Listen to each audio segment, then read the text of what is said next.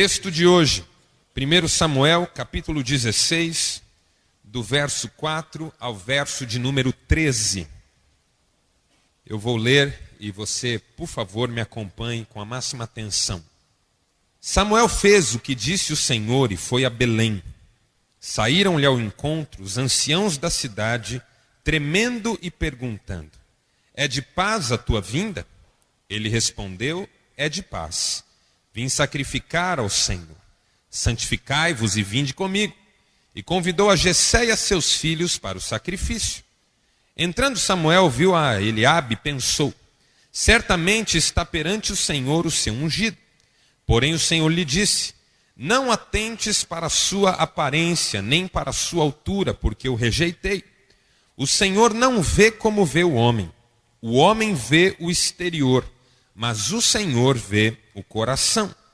Chamou Jessé a Abinadab e o fez passar diante de Samuel, que disse: nem a este escolheu o Senhor. Então fez passar a Samá e ao final os seus 7 filhos diante de Samuel. Mas este disse a Jessé: o Senhor não os escolheu. Acabaram-se os teus filhos? E ele respondeu: ainda falta o mais moço, que está apacentando as ovelhas. Disse Samuel: manda chamá-lo, pois não nos assentaremos à mesa enquanto ele não chegar. Jessé mandou chamá-lo e fez com que entrasse. Era ruivo, de belos olhos e boa aparência. Disse o Senhor: levanta-te e unge-o, pois este é ele. Tomou Samuel o chifre do azeite e o ungiu no meio de seus irmãos. Daquele dia em diante, o Espírito do Senhor se apossou de Davi. Samuel se levantou e foi para Ramá. Até aqui. O tema do nosso semestre será segundo o coração de Deus. Por que esse tema? Porque a Bíblia fala de Davi como um homem segundo o coração de Deus. Davi foi escolhido por Deus para reinar sobre Israel. E Davi reinou por muitos anos sobre Israel. Era um homem íntegro, era um homem de caráter aprovado, mas era um homem com defeitos, com pecados, com tropeços na sua história. Há manchas na sua biografia. E talvez essa seja a razão pela qual eu sou tão encantado com a vida de Davi. Davi é, por um lado, um homem exemplar que inspira o desejo de vivermos uma vida melhor, mas é também, por outro lado, um homem cheio de defeitos, com desqualificações bastante assustadoras em relação a vários momentos da sua vida. Davi tem como principal mancha na sua vida, e nós vamos mais para frente falar sobre isso, o fato de ter adulterado com a mulher de um dos seus soldados e ainda ter mandado matar esse soldado. Isso porque Davi conhecia o Senhor. O fato de você conhecer a Deus pode não impedir que você cometa os seus erros, mas o fato de você conhecer a Deus nunca deixará de ser um motivo para você levantar-se depressa e corrigir os seus erros. Eu acho que essa é a razão pela qual Davi é chamado na Bíblia de um homem segundo o coração de Deus. Não porque ele seja inerrante, mas porque ele tem um coração quebrantável. Porque é um mal, diz Erasmo de Roterdã, num livro, ou melhor, Blaise Pascal, num livro chamado Pensamentos. É sem dúvida um mal sermos cheios de defeitos, mas é um mal maior ainda sermos cheios deles e não querermos reconhecê-los. Você tem muitos defeitos. Sua mulher conhece todos eles de cor e salteado. Se você não é casado, isso não melhora a sua situação. Você tem muitos defeitos. E é só conviver um pouquinho com você que isso já fica evidente. O que faz a diferença entre homens e homens não é que uns têm problemas e defeitos e outros não. A diferença entre homens e homens é que uns têm um coração quebrantado, logo se apressam a corrigir erros, e outros continuam insistindo nos mesmos problemas. William Shakespeare, numa de suas obras, escreveu o seguinte: o sábio não é aquele que fica chorando os erros cometidos, mas é aquele que logo se coloca na tarefa de corrigir ou de reparar os danos causados. O meu desejo de vida é ser sábio diante do Senhor. Não perfeito, mas sábio. Não pronto, mas sempre crescendo. Quando Paulo Freire dava as suas palestras, e nos livros dele você vai encontrar essa ideia muito intensamente, de forma muito recorrente, ele dizia que um dos sentimentos que mais devem estar presentes no coração do ser humano é o sentimento de inacabamento. É a tal da frase de Martim Lutero que eu já disse aqui várias vezes. Eu sei que eu não sou quem eu queria ser, mas eu também sei que eu não sou quem eu era. Nós estamos em processo de amadurecimento, estamos crescendo. E esse crescimento é uma bênção na nossa vida. Se você é a mesma pessoa que era há 10 anos, alguma coisa está muito errada com você. Mas se você tem crescido, tem amadurecido, isso já é uma grande vitória. E Davi era um homem desses, um homem segundo o coração de Deus. Nós vamos falar sobre ele esse semestre. Se você conseguir vir o semestre inteiro, semestre que nem cumprido é, porque nós já começamos tarde, né? Não por minha culpa, por culpa do Zé Carlos, eu queria começar em janeiro. Se você conseguir vir em todo semestre, você vai acompanhar comigo um estudo bem legal sobre a vida desse homem que até hoje tem exemplos maravilhosos para o nosso coração. Um homem segundo o coração de Deus. Nós aprendemos algumas lições com a vida de Davi e com esse texto que nós lemos. Esse texto que nós lemos fala de como começou a trajetória de Davi. Davi começou a sua trajetória sendo escolhido por Samuel, na verdade por Deus através de Samuel, para ser o novo rei de Israel. Para quem conhece a história do Antigo Testamento sabe que Israel tinha um rei chamado Saul nessa época. E Saul era um rei que desagradava o coração de Deus. Um rei muito autoconfiante, cheio de si mesmo, que frequentemente colocava os pés pelas mãos. E um dia Deus cansou-se de Saul e decidiu escolher outro rei para reinar no lugar de Saul. Mandou chamar Davi, mandou ungir Davi. Chamou Samuel, que era o profeta da época, e disse: vá até a casa de Jessé, e lá você encontrará um dos filhos de Jessé, que eu escolhi para ser rei em Israel. Um homem segundo o meu coração. E aí o Samuel foi até a casa de Jessé. Chegou lá, anunciou para as pessoas que o viram, porque Samuel era uma figura bastante representativa na sua época. Ele mandou anunciar para que os que o viram que vinha para sacrificar e convidou Jessé e os seus filhos para participar. E ali ele fez uma observação dos filhos de Davi, dos filhos de Jessé. E Jessé tinha 8 filhos, 7 que estavam presentes ali e um que não estava presente, exatamente Davi. E quando o Samuel começa a observar esses filhos de Jessé, ele fica encantado com o mais velho. Porque o mais velho é sempre o mais encantador. Não é, irmãos mais velhos? Vocês concordam comigo? Os mais novos não vão concordar. Mas o filho mais velho, principalmente naquela época, era a referência, o primogênito. Todas as promessas, todas as bênçãos, todos os anseios que uma família podia ter estavam reservados para o primogênito. E quando Samuel viu o primogênito, um homem alto, de boa aparência, uma estatura bacana, um semblante bonito, o Samuel ficou encantado. Certamente esse é o sujeito que o Senhor escolheu para reinar. E quando Samuel pensa assim, o Senhor lhe fala o que é a base dessa nossa primeira lição. Não atentes para a sua aparência e nem para a sua altura, porque eu o rejeitei, diz o Senhor. O Senhor não vê como vê o homem. O homem vê o exterior, mas Deus vê o coração. Qual é a primeira lição que nós aprendemos? Que os critérios de avaliação que Deus usa são interiores e não exteriores. Sobre tudo que você deve guardar, se há algo do que você deve cuidar ao longo da sua vida, meu irmão, isso não é o seu carro, isso não é a sua casa, isso não é o seu dinheiro. Se há algo que você deve guardar, se há algo pelo que você deve zelar, se há algo de que você deve cuidar ao longo da sua vida, é do seu coração. Mesmo a sua família virá em segundo plano. Pastor, eu aprendi na Bíblia que nós temos que ter as outras pessoas em primeiro lugar e não nós. É verdade. Mas você não cuidará de ninguém se não tiver um coração bem cuidado. Ninguém cuida do outro se não cuidar bem de si mesmo. Você não será uma bênção na vida da sua esposa, da sua família, dos seus filhos, dos seus amigos, se você não tiver um interior tratado, se você não tiver um coração pacificado, se você não for um homem em processo de amadurecimento. Isso é impossível. Gente que não cuida de si mesmo vai cuidar de quem? Gente que não preserva a sua própria história, os seus próprios valores, a sua própria vida, vai preservar que relacionamento?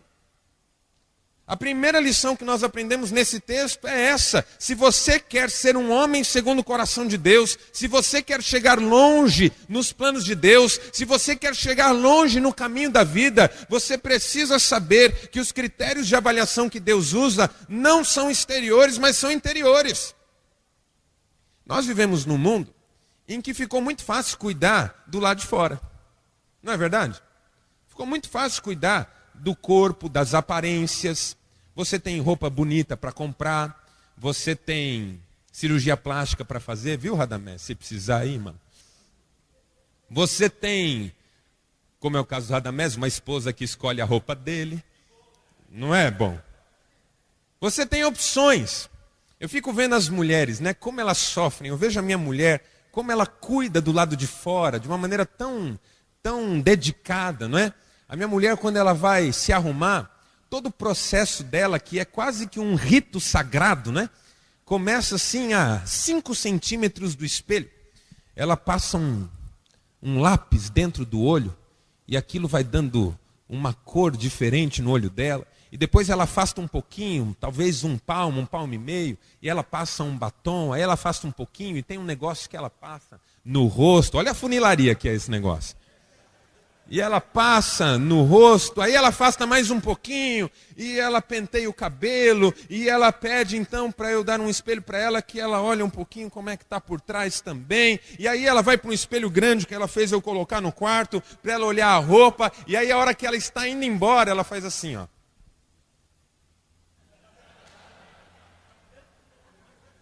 Que maravilha! Eu chego diante do espelho e dou uma olhada geral. Aí quando eu saio, ela está na porta. E ela diz assim: para que eu vou dar uma geral em você. Aí ela baixa o cabelo que está em pé aqui atrás, não é? Tira pelo de toalha que ficou preso na minha barba, dá uma ajeitada na minha roupa, um botão eu abotoei na casa do botão de baixo, e aquela confusão. Mas é fácil, não é? Hoje está mais fácil. Tem aí os homens que são metrosexuais, né? Que é uma palavra meio termo, tá, irmão? Se você tem essa designação para a sua vida, não é? Que cuidam, que vão no cabeleireiro e também fazem a unha. Quem está de unha feita aqui? Não precisa falar não. E também pode passar um creminho de manhã, não é? Pode passar uma loçãozinha. Hoje está fácil cuidar do lado de fora. Mas eu queria chamar a sua atenção nesse final de tarde, começo de noite, para 3 áreas que você tem que cuidar tão bem quanto às vezes cuida do lado de fora. Ou melhor, se você não cuida tanto assim da fachada. Primeiro, invista em valores morais. Nós vivemos uma sociedade que tem perdido os seus valores. Uma pessoa que quer chegar longe tem que ter valores muito claros. Você negocia os seus valores hoje, amanhã você fica sem nada para oferecer. Nós precisamos resgatar os valores. Deus conhece os nossos valores. Ele sabe quais são os princípios que nós levamos a sério. Ele sabe se nós realmente estamos interessados em viver uma vida que faça diferença. Invista em saúde emocional. Por incrível que pareça, nós somos de uma geração de homens que não tem equilíbrio emocional. Foi-se a época em que nós dizíamos das mulheres que eram mais emotivas e dos homens que eram mais racionais. Hoje nós temos conhecido uma geração de homens com desequilíbrios emocionais muito significativos. Gente que não tem controle. Gente que não tem bom senso. Gente que explode em situações banais. Gente que grita quando poderia simplesmente falar com mansidão. Gente que parte para a agressão quando poderia sentar à mesa para conversar. Gente que estoura quando poderia auxiliar. Nós vivemos numa geração que tem problemas de equilíbrio emocional, homens que têm carências muito profundas, sentimento de valorização que nunca foi suprido. Nós precisamos investir em saúde emocional, irmãos. Precisamos cuidar das nossas emoções. Precisamos de tratamento de Deus para sermos mais equilibrados e termos um coração mais pronto. Invista em espiritualidade, é o que nós estamos fazendo aqui toda quarta-feira. É o que nós devemos fazer a nossa vida inteira. Na minha opinião, a Bíblia pode ajudar você. Você sabe que nós temos feito esse encontro aqui toda quarta-feira para falarmos da Bíblia. A Bíblia pode ajudar você a aprender de Deus, a crescer no Senhor, a ter momentos de oração no seu dia a dia. Como é difícil nós reservarmos um tempo de oração no nosso dia, não é? Pela manhã, quando acordamos, talvez, ou antes de dormir, não aquela oração que a gente deita e agradece quem quer que seja pelo dia que já acabou, mas aquele tempo de derramar o coração. Um dia me perguntaram, pastor, quanto tempo é preciso para orar? Por quanto tempo uma pessoa deve orar num dia? E eu disse, eu não sei quanto tempo é preciso, eu sei o que é preciso. Porque até onde eu entendo, você não deveria se levantar da oração sem estar com o coração derramado diante de Deus. Porque orar por um motivo e levantar-se carregando o motivo no coração, com peso, com dureza, com tristeza, com mágoa, com decepção, isso não adianta nada. Quanto tempo você deve orar? O tempo necessário para você levantar-se da oração, uma pessoa melhor. Isso pode demorar 1 hora, 2, isso pode demorar 10 minutos, não importa. Jesus, quando foi orar no Getsêmani, só levantou da sua oração quando ele pôde dizer, o traidor se aproxima, vamos, porque eu estou pronto para a minha hora. Quando é que você deve levantar-se da sua oração? Quando você estiver pronto. Pronto para seguir em frente, pronto para descansar no cuidado de Deus, pronto para entregar a sua luta e saber que Deus está no controle de todas as coisas. Invista em espiritualidade, invista na fé, separe tempo de verdade. Deus conhece o seu interior, Deus conhece o coração. Invista em valores morais, em saúde emocional e em espiritualidade. Segunda lição. Eu estou vendo se eu me acostumo com isso, tá, irmãos? Se ajudar, depois você me dá um toque que a gente vai continuar usando aí nas quartas-feiras para você poder anotar, você que anota. As influências de terceiros não podem frustrar os propósitos de Deus. Pense na situação de Davi. Davi está no campo e o seu pai não lembra dele. Alguém aqui tem um pai tão desnaturado assim? Deve ter. Quando eu era menino, eu frequentava uma igreja em Osasco, na Grande São Paulo. E lá na igreja tinha uma família muito engraçada. Ele era uma pessoa amável, doce, a esposa maravilhosa, 4 filhos. E uma das filhas pequena, assim, de uns 3, 4 anos. E todo domingo quase, aquela família ia embora e largava a pequena na igreja. Nós já acostumamos com a situação. E aí quando nós víamos a pequena correndo, porque aquela não parava também, correndo de um lado para o outro, alguém viu o fulano, pai da menina, já foi embora, então vamos esperar que ele já volta. Passava 15 minutos, lá estava o carro voltando. Minha filha, fica em paz, irmão, está aqui, estamos cuidando dela. O Jessé é desse tipo de sujeito. Tem um homem na casa dele para escolher um dos filhos dele para ser rei em Israel. E ele está tão emocionado que ele esquece que ele tem um último filho. O Samuel vê todos os filhos passarem, o Senhor não confirma nenhum no coração dele. Ele olha para o Samuel e pergunta assim, não tem mais filho? E o Samuel diz, e o Jessé diz, não, tem um mais novo que está no campo. Se fosse meu pai fazendo isso comigo, eu nunca mais olhava na cara dele. Você me esqueceu. Não adianta me dar presente de Natal, não adianta me dar presente de aniversário, eu nunca vou te perdoar, eu diria. Você me esqueceu. Eu sabia que você amava mais o meu irmão do que eu. Eu sabia. Imagine o coração de Davi, esquecido no campo. Eu que sempre trabalhei, pai, que cuidei do teu rebanho, o Senhor esquece de mim. Mas veja só, nem o Jessé, que estava absolutamente esquecido do seu filho mais novo, e nem o Samuel, que estava encantado com o filho mais velho, interferiram num processo que Deus estava construindo. Meus irmãos, isso significa que nós devemos depender muito menos das pessoas nos processos em que nós nos envolvemos. Hoje em dia, sabe o que a gente diz? Que só arruma emprego se alguém indicar, que só consegue bem na vida se alguém favorecer, que só consegue ser bem-sucedido no negócio se alguém fizer um esquema. E eu não posso acreditar que isso seja verdade. Eu acredito, posso ser inocente, eu não sei, me chame como quiser, mas eu ainda acredito que pessoas que confiam em Deus podem ser abençoadas no que quer que fizerem, sem depender de ninguém, porque o Senhor é fiel. Deus é fiel. Eu estava contando hoje à tarde, no encontro para as mulheres, que eu estou muito feliz aqui nessa cidade, na igreja que eu estou pastoreando e com todos os ministérios que eu tenho aqui. Mas o processo pelo qual eu vim para cá foi todo dirigido por Deus. Porque eu não conhecia uma alma viva nesse lugar, não conhecia a igreja, não conhecia a cidade, e as pessoas da igreja, da cidade também não me conheciam. Quando eu decidi sair de onde eu estava, eu decidi sair em março. E eu teria que ficar até dezembro, porque o ano do pastor na igreja é um ano fechado. Eu sou comissionado pelo presbitério sempre para um período de um ano. E quando foi em março, Deus me falou claramente que aquele era o meu último ano na igreja onde eu estava. E eu comuniquei isso para a minha liderança. Eu disse, irmãos, esse é o meu último ano aqui. E a minha liderança não entendeu por que eu estava fazendo aquilo. E me perguntou se eu tinha para onde ir. Eu disse que não. Mas você tem algum convite? Eu disse, não tenho. Não tenho nenhum convite. Ah, mas então você não vai sair? Não, eu vou sair, eu tenho certeza, convicção que é o meu último ano aqui. Mas você tem que ter para onde ir. Eu não sei para onde eu vou, mas eu tenho certeza que Deus vai me levar para algum lugar.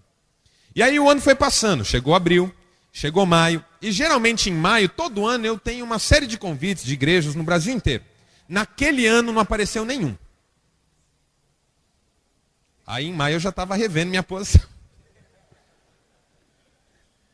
Falei, Cristiane, eu já pedi as contas lá e não tem nada ainda. Porque também passou do meio do ano, não veio nada, você ficou, viu? Porque as igrejas se movimentam no meio do ano. Aí chegou maio, nada. Começou junho, nada. E a Cristiane dizia para mim, Marcelo, você sabe como que Deus faz as coisas. É sempre na última hora, para a gente aprender a confiar nele. Eu falei, você tem razão, é sempre na última hora. E ficamos em oração. Neste período eu não dei um telefonema, não compartilhei com um amigo, não disse para ninguém que eu estava saindo da igreja em que eu estava. Nem a igreja sabia, só a minha liderança mais íntima. E quando foi no mês de junho final, um presbítero da igreja aqui de Maringá ligou lá onde eu estava. Eu não sabia quem ele era, ele também não sabia quem eu era. Me fez um convite para vir aqui conhecer a igreja, para a igreja me conhecer. E hoje eu estou aqui já faz mais de 3 anos. E eu agradeço a Deus por cada dia que eu tive nessa cidade. Porque eu creio que foi Deus quem me trouxe para cá. O que eu estou querendo dizer? Que você não pode distribuir currículos? Não, você pode distribuir currículos. Você pode dar telefonemas e falar com seus amigos. Não é esse o caso. Esse foi um processo na minha vida. Eu tinha que me aquietar e saber que Deus abriria uma porta sem que eu me movimentasse. Mas o que eu estou tentando passar para você é: pare de se movimentar achando que as pessoas é que vão resolver a sua vida. Porque é Deus quem está no controle. Você vai evitar 2 coisas: apostar todas as suas fichas em indicações ou influência. Porque cedo ou tarde você vai se decepcionar, amizades vão acabar, relacionamentos antigos vão se romper. E segundo, você não vai alimentar rancores no processo. Davi não ficou magoado com seu pai. Davi não ficou chateado com seus irmãos. Davi não tinha rancores para alimentar no coração, porque ele sabia que Deus estava no controle do processo. E é isso que eu queria que entrasse no seu coração hoje. Uma paz. Uma certeza de que se você está passando por uma luta hoje, não alimente ódio por quem está do outro lado desse ringue. E também não jogue a culpa nas pessoas. E nem comece a jogar a sua vida na dependência de quem você acha que pode te ajudar. Porque eu tenho certeza, meu irmão, que Deus ainda vai abençoar muito você. Amém? E aí vem a terceira lição. Que o que Deus tem preparado para nós será finalmente nosso. Veja o que Deus diz para Samuel quando Jessé diz que tem mais um filho, o mais novo que está no campo. Mande buscá-lo, porque nós não nos assentaremos à mesa enquanto ele não chegar. Olhe na minha direção, você acha que Davi tinha alguma pretensão de ser rei? Que chances ele teria? O Davi, cuidando das ovelhas, no máximo sonha em dobrar o número de ovelhas. Se o Davi fosse um empreendedor, ele diria assim: um dia eu vou trabalhar com ovelha e gado para diversificar. Se Davi fosse um grande empreendedor, ele diria o seguinte: um dia eu ainda vou ser o chefe dos pastores das ovelhas e do gado. Mas rei, certamente ele nunca sonhou com isso. Que chances ele teria? Talvez você olhe para a sua vida hoje e você não tenha muitos sonhos mais. Talvez você já tenha desanimado. Talvez você esteja me ouvindo aqui hoje e não ache que pode chegar longe em alguma área. Eu posso estar falando da vida profissional, eu posso estar falando da vida familiar, eu posso estar falando do relacionamento com o filho. Talvez você olhe para o seu filho e não tenha muitas esperanças a respeito dele. Talvez você olhe para o seu casamento e não consiga enxergar que isso vai mudar um dia. Talvez você olhe para a sua vida profissional e você não consegue acreditar que você um dia chegará longe. Talvez você olhe para a sua vida interior e você não consiga ver um coração curado. Mas eu quero que você saiba nessa tarde, final de tarde, começo de noite, que o que Deus sonhou para você vai acontecer em nome de Jesus. Vai acontecer. Mesmo que você não faça ideia do que isso seja. Você não tem ideia do que eu estou falando. Davi não podia sonhar que Deus o havia escolhido para ser rei. Mas porque Deus o escolheu para ser rei, ele reinou sobre Israel. Qual era o desafio de Davi? Estar pronto. Qual é o seu desafio quando Deus te chamar, meu irmão? Estar pronto. Seu casamento degringolou, desmoronou. Cuide do seu coração. Não aposte as suas fichas nas pessoas. Confie em Deus. Esteja pronto. O dia que Deus restaurar o seu casamento, você estará pronto para ele. Sua vida profissional está um caos. Você não chegou a lugar nenhum. Cuide-se, invista em si mesmo, cresça na presença de Deus, esteja pronto. Quando a oportunidade chegar, você estará pronto. Porque nós somos de uma geração que só começa a se preparar depois que a necessidade já bateu. Esses dias uma irmã da igreja me perguntou: pastor, devo fazer um mestrado, não devo? Aquelas dúvidas de futuro. E nós tivemos uma conversa sobre oportunidades naquele dia. Ela falou: hoje eu não preciso, pastor, mas vai que um dia. Eu falei: a melhor hora de você investir em algo na sua vida é a hora que você não precisa. Porque se na hora que precisar você for correr atrás, pode ser tarde demais. Você vai deixar para ensinar sobre a fé para o seu filho a hora que ele for um drogado? A hora que você tiver que sair correndo atrás de igreja para alguém abrir uma porta para o seu filho ser tratado de um vício? Você vai começar a investir no seu casamento a hora que vier a separação? Você vai deixar para cuidar das suas emoções depois que a sua esposa voltar para você? É disso que se trata. Minha mulher tem 34 anos, como eu. Ela está fazendo pós-doutorado. Desde o começo, nós não tínhamos dinheiro, nós não tínhamos nada, e ela já fazia mestrado. Nova. As pessoas olhavam e falavam: mas você é muito nova, já vai fazer mestrado? Depois do doutorado, a mesma coisa. Você é muito nova, já vai fazer doutorado? Ah, você é muito nova, já vai tentar um pós-doutorado? Nós não sabíamos que viríamos para Maringá, nunca soubemos. Eu nunca conheci Maringá. Quando a minha esposa e eu chegamos aqui, o Cesumar olhou para o currículo dela e disse assim: você já é doutora? Ela disse: sou. Pois no corpo docente do Cesumar, na sua área, não tem nenhuma doutora. Você não quer ir trabalhar com a gente? Nós pagamos um preço que só eu e ela sabemos. Lágrimas, falta de recurso financeiro. Nós deixávamos de comprar roupa e sair para ela poder investir nisso. Mas quando a oportunidade chegou, ela estava pronta. Meu irmão, em nome de Jesus, apenas prepare-se. Prepare-se. Quando a oportunidade chegar, você estará pronto. O que Deus tem preparado para nós será finalmente nosso. Os únicos que podem atrapalhar nesse projeto somos nós. O Gessé não pode atrapalhar, o Samuel não pode atrapalhar, o sujeito que está aí na sua cabeça não pode atrapalhar, mas você pode. Então tire fora aquilo que atrapalha. Esteja pronto. Aprenda o seguinte: Deus é criador. Ele sabe por que fez você. Deus é Pai. Ele sabe o que é melhor para você. E Deus é Senhor. Ele sabe como conduzir você. Apenas esteja pronto. Essa é a palavra de hoje. Eu queria orar com você. Feche seus olhos.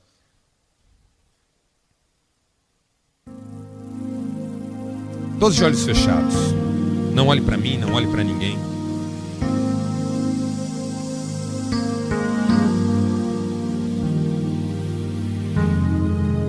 Eu quero orar com você que não tem muitas perspectivas. Ou em relação à família, ou em relação ao trabalho, ou em relação à vida pessoal, interior. Quero orar com você que talvez já nem consiga sonhar. Parece que tudo já acabou para você. Quero orar com você que hoje quer começar a cuidar do coração. Não da bomba que bombeia sangue no seu corpo, mas da vida interior. Você quer ser uma pessoa melhor. Você quer que Deus faça de você uma pessoa melhor. Você quer limpar o seu coração das mágoas, das decepções, ou até das expectativas exageradas que você tem em relação a alguém que você acha que pode te ajudar.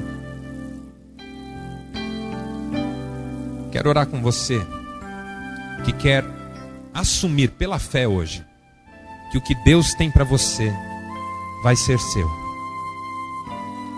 Você só precisa estar pronto. Só precisa estar preparado. Com a vida interior tratada, com a confiança no lugar certo. É só uma questão de tempo para Deus te colocar onde Ele te quer. Gente tratada e confiante, Deus vai usar grandemente, não tenha dúvida disso. Não importa que idade você tenha, nem de que classe social você faça parte, nem qual tenha sido a sua educação. Gente de interior tratado, vida limpa e confiança no lugar certo, Deus vai usar poderosamente. E se você quer fazer essa oração comigo, fique em pé no seu lugar, eu quero orar com você.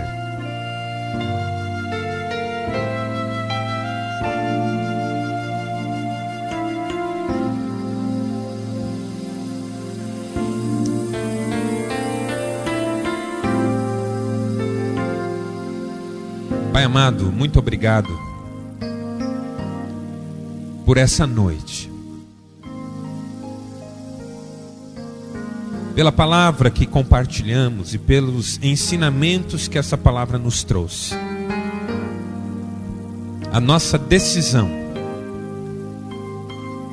é cuidarmos um pouco melhor do nosso interior. Precisamos de ajuda, Pai. Precisamos de ajuda. Os nossos desequilíbrios, meu Deus, a nossa ansiedade, o nosso temperamento explosivo, os nossos medos, os nossos desejos de valorização e reconhecimento, tudo isso nós queremos colocar diante do Teu altar. Os nossos pecados ocultos, os nossos desvios de caráter. Pai, trata de nós, Senhor. Cura-nos por dentro. Por fora a gente vai se virando. Por fora a gente dá um jeito. É no coração que nós precisamos de socorro. Dá-nos confiarmos em Ti, meu Deus. Porque vivemos num mundo em que as pessoas confiam umas nas outras e cada um dá o seu jeitinho. E parece que quem é honesto, que quem faz as coisas direito, vai ficando para trás. Nós não aceitamos isso. Nós não aceitamos as imposições de um mundo injusto. Nós cremos num Deus que é maior do que todas as injustiças. Nós cremos num Deus que pode nos guiar os passos, mesmo em meio a caminhos perigosos. Nós cremos num Deus que nunca nos decepciona.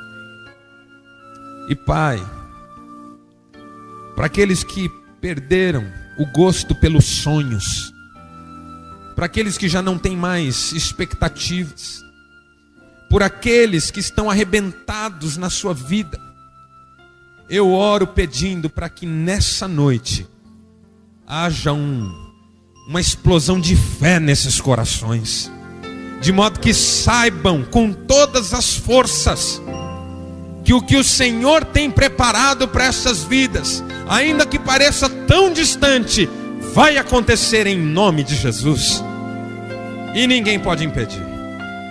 Eu creio nisso, meu Deus. Eu creio que o Senhor vai renovar vidas hoje aqui, fazer o milagre da renovação, renovação do ânimo, da fé, da alegria, da esperança, da paz,